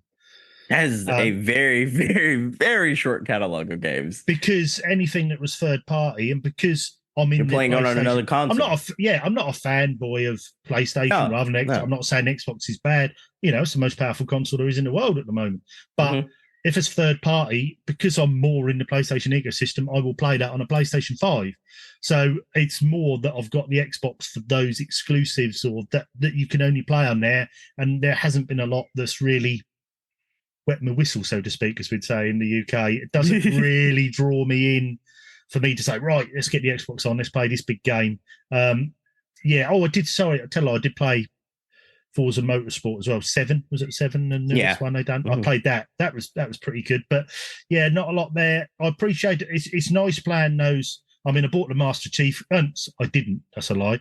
I got the Master Chief collection from Boba, our community manager, who sent it to me. He said, "Yeah, I got this on Games Pass. You can have this."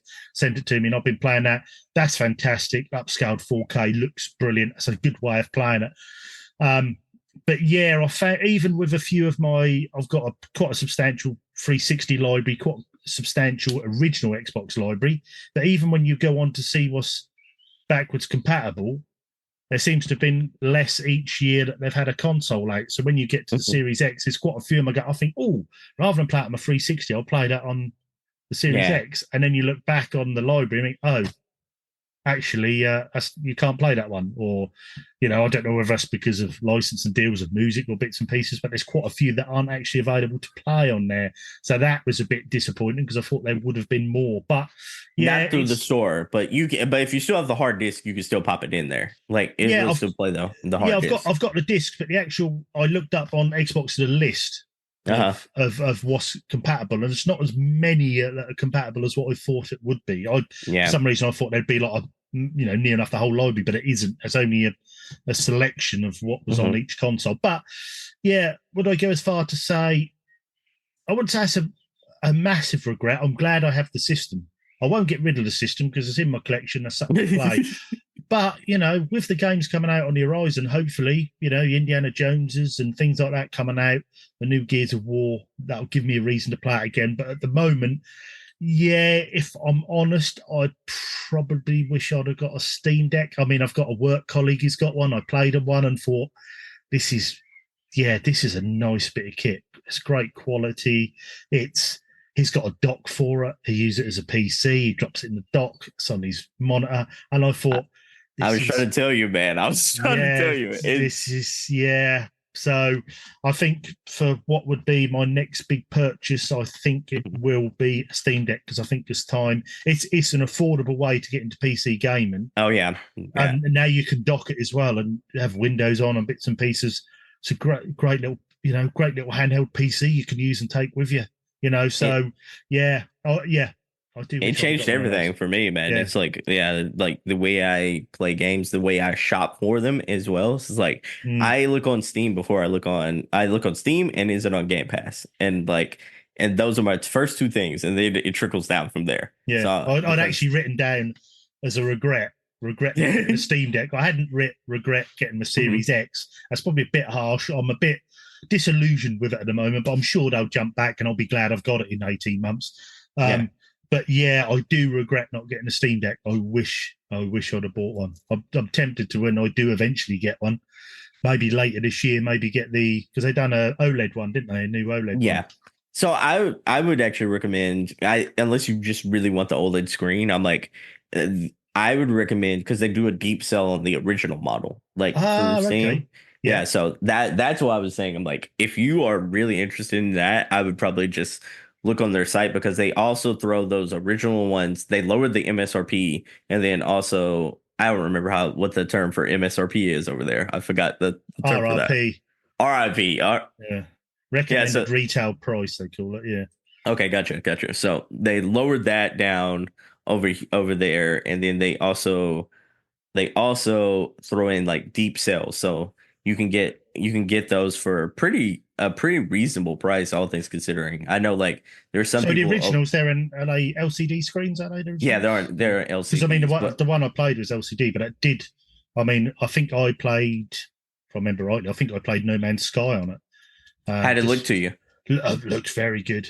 I mean, you wouldn't think No Man's Sky was a game that would look good in a handheld format, but because it's, the Steam Deck isn't a small handheld, it's got a substantial screen to it. Yeah, fantastic. Ran well, looked good. You don't need massive 4K visuals in a handheld format. If you've got really good HD visuals, it shines through on a smaller screen. That played brilliantly.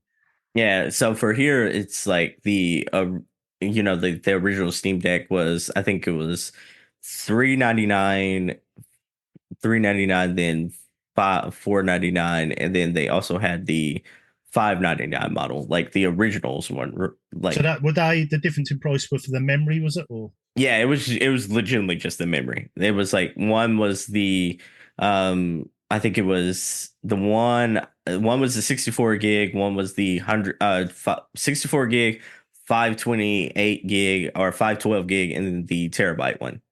So okay. Which one did you get? I actually got the 64 gig, and then I took out the 64 SSD, and because on Amazon they have cheap SSDs, and which is another thing I think, like, another benefit for it. I was going to ask you if you could actually put a new SSD in. Yeah, so you can. Yeah, so you can put a new SSD in there, and then you also have a memory card slot at the very bottom. So like that memory card, just like does the Switch doesn't have the memory? Yeah, it does. Switch does have a memory card slot. Yeah. So, like, just like you did on the Switch, it has that memory card slot. So I have a terabyte in the inside of the Steam Deck, and then a SD card terabyte that I got, and both improvements. So it's a 2 terabyte device, and both improvements cost me like 2 terabyte handheld device. Yeah. So I'm like, that's pretty mental. At 2 terabyte handheld gaming PC is ridiculous. Yeah, but good though. It's good. You ain't got to worry about anything, have you? No, not really. Not really. But the crazy thing is like the games that you could play because like the Steam Deck also has like a module that allows you to compress like game sizes as well, then still make them run well. Oh, so like, okay. Yeah. So this is what I'm telling you. It's like, it's freedom. It's not necessarily the constructs of what you expect from a gaming platform or a gaming like device. So like, for instance, you can compress Arkham Knight. That's a good example. I can take that game, and instead of like the 78 gigs that it is, like, I have this little program, it compresses it down, and now it's 40 gigs, but it still runs the same. Oh, okay. That's interesting. Yeah. So I know for a while, Sony and a few of the studios are doing a similar thing. I think like Rift Apart, when that came out, it was compressed down to about 39 gigs, but still ran and looked stunning. They'd had this new way of compressing on an SSD, and that must be a thing that they've obviously introduced on the Steam Deck to maximize it to the fullest on there, almost like an external way of doing it, rather than the game being compressed originally. You can compress it yourself. Yeah, What a great idea. so I got that. The model that I have is the old LCD model, the 64 gig old LCD model, and it's originally it was $399. Now they sell it natively for $275 here. Yeah, so I'm like, that's a lot of kit for the money, isn't it? Yeah, that's a lot of kit for the money. So at 275, like I had a colleague of mine, like he basically traded his Switch in for it, and he only had to pay like a $50 difference at that point. And but he also had a Switch Lite at that point, so I'm like, he was still able to dive into the both ecosystems pretty well. But the price difference in what you pay for each individual game, as I think what makes the difference there is like, for instance, a good example is like Star Wars Outlaws. We were talking about it on consoles, it's $70. On Steam, that thing is $60 still. And it's like, it's an Ubisoft game, so those games go on sale stupidly fast, but like they really go on sale fast on PC. They really, like they drop down to the dirt quickly. How come, why do you think that is for PCs, that the games are always retail cheaper price? Do you think it's because of the user base, or a little mixture of everything? There's not a reseller market on consoles. They're able to control who they own the stores, and they're able to control who sells the stores, versus like companies have other companies have ways of getting different codes. There are different. Steam is not the only like platform. Like GOG is another one that you can buy games from. And so like you can buy it from GOG, you can buy it from Inuit, there's CD keys. So I'm like, everyone has a mainline MSRP, and everyone has different prices that they're able to put a game out. And also, like, if any game appears on on any streaming service, regardless of its Game Pass, if it's Amazon Luna or anything under the sun, it marks that price down. So like, so that the value of that game goes down, which is why the developers are arguing about the evils of like those streaming services, because it's killing their bottom line in the tail end of things on the PC market. So for Xbox and Nintendo, like Xbox, Nintendo, maybe even sometimes PlayStation, like those games relatively don't go on sale under a certain amount. On PC, like a good example, I guess, would be Hades, for example. When it went to Game Pass, that game was before it went to Game Pass, you could find it maybe for $15, but it was always between 30 and 15. Now, because it went to Game Pass, it touched the Game Pass's ecosystem. It's not even on there anymore, but you can find it on the reseller market or on the most markets for like $3 to $5. Wow. Yeah, that's incredible, isn't it? Yeah, for us, that's incredible, and so that's why I'm like, your library and the possibility of what you can do on that Steam Deck is just mind-boggling. The collection you can have. Yeah, I can see that. I mean, I've still got quite a few regrets here, but I think we'll save that for a second show on that. Yeah, for sure. I think so. Because that's such an interesting thing. And the more you delve into, you think about regrets, the more I was thinking, oh, yeah, we should have done this, we should have done that. But that's, let us know what you think.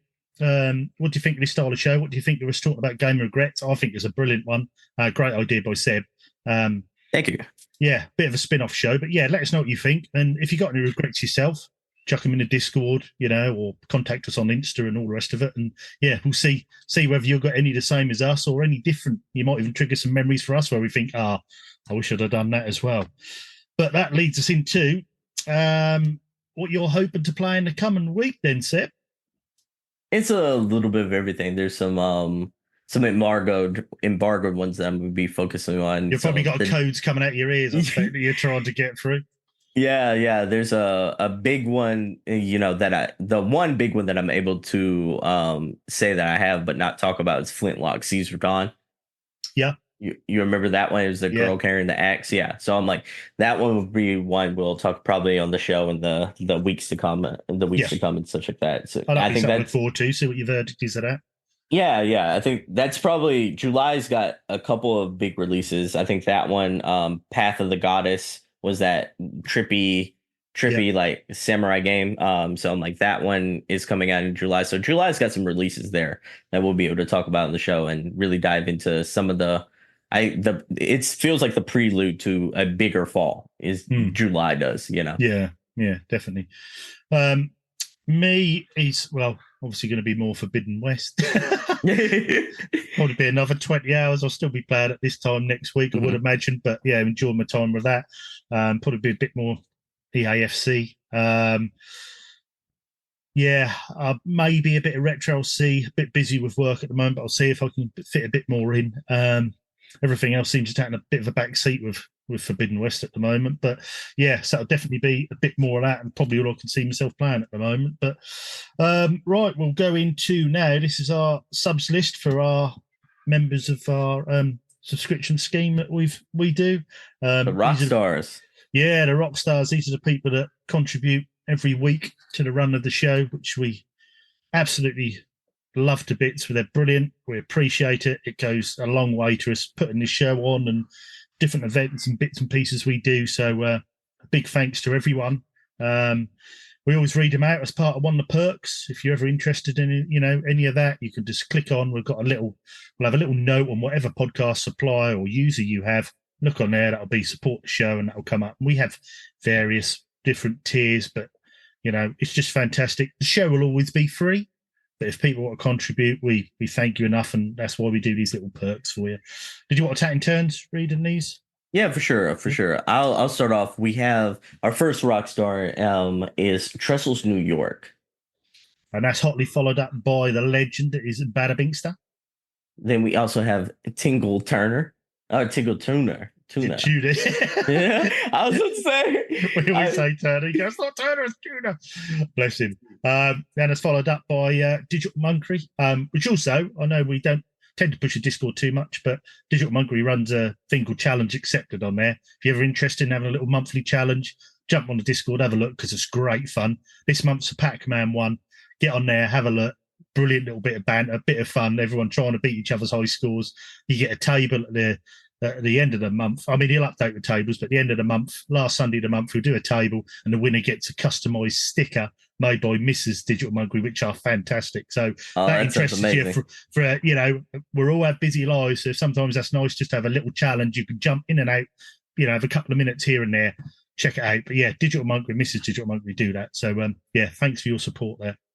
Also, shout out to Digital Monkery for sending me a suggestion for an episode. I love the suggestion. I will probably implement that one soon. So shout out to send that out. Fantastic. Yeah, for sure. Then our next one is Roast. Roast is Facebook, man. I love this dude. Roast Space Monk, yeah, he's the guy going for a full Dreamcast collection, and he's getting there. His collection, he's fantastic, absolutely brilliant. Next up, we've got the Game and Graham. Then we have Bald Border. And then we have Boba. Marathon Gaming. Seal Master Elliot. Ginge, bless him. Then we've got Emma Sharp. Harvard Retro. Nowhere Near Berlin. Mumsy. Then we've got us fellow meeters out this week, the RGT fan club, which I think secretly is George. That's why he hates this one. You think that? Yeah, just George, without a doubt. Got to be. He always makes. He's a bit too overzealous with hating this, but yeah, it's got to be George. He's always been a fan. I don't think so. I think there's a nation out there that's rooting for Argentina. God, I don't know about that. All right. Pete Brooklehurst, is that Pete Brooklehurst? Yeah, the legend. Then we've got Billy Marmite. Simon Reich, yep. And then we followed up with, well, George isn't here, but technically, as part of Fat Zangief's name being read out, he requested. It's part of the contract. Yeah, it's part of the contract that he's read out in a, I wouldn't say sexual way, but in a sensual way is what I'll say. So as George isn't here, I'm going to have to do it myself. So I'm going to have to say, ooh, Fats and geese. I love it. I love it. But yes, thanks for all those. As always, we probably couldn't put this show on week in, week out without your support. So you're heroes and always will be to us. So thank you very, very much. I think that's about all from us. And it said, anything you want to add this week? Nah, man, and shout out to all y'all. Thank you for so much for listening. Yeah. Shout out to everyone. Hope you enjoyed the show. A little bit different this week. Let us know what you think. I love putting these ones on where we change it up a little bit. It's always nice to do something a little bit different. But that just leaves me to say there's nothing wrong with being given the unofficial controller.